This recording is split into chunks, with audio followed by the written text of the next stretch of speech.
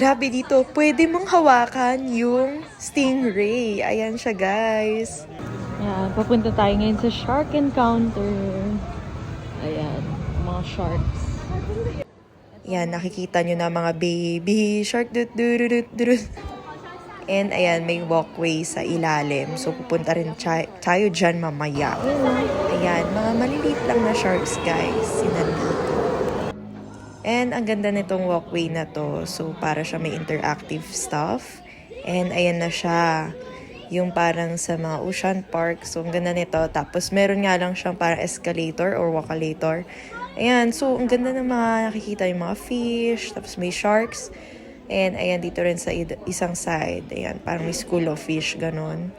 Ayan o, ang ganda. Ayan, ito yung isa sa mga pinakamalaking shark na nandito.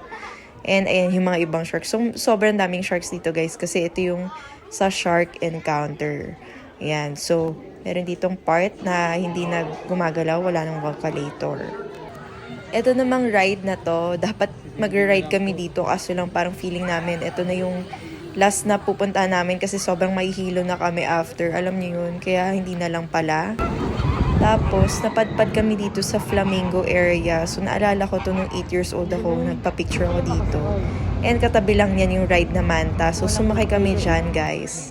So, ito na nga yung stingray. So, medyo mababa lang to, guys, ha. Kaya mong abutin. And umaangat yung ulo niya, ganyan. So, pwede mo siya hawakan. Yan, so, pwede mo talagang hawakan. Pero, ano lang, ingat lang. Ayan, ito yung ride na Manta. So, ito yung after namin mag-ride. So, masaya yan, guys. And ayan, 60 years na pala ang SeaWorld. So, ang napakaganda. And ito yung parang rotating siya na restaurant. Di ko lang sure kung restaurant siya. Pero, yan, rotating na tower. Tapos, umaakit baba rin pala siya. Bye, SeaWorld!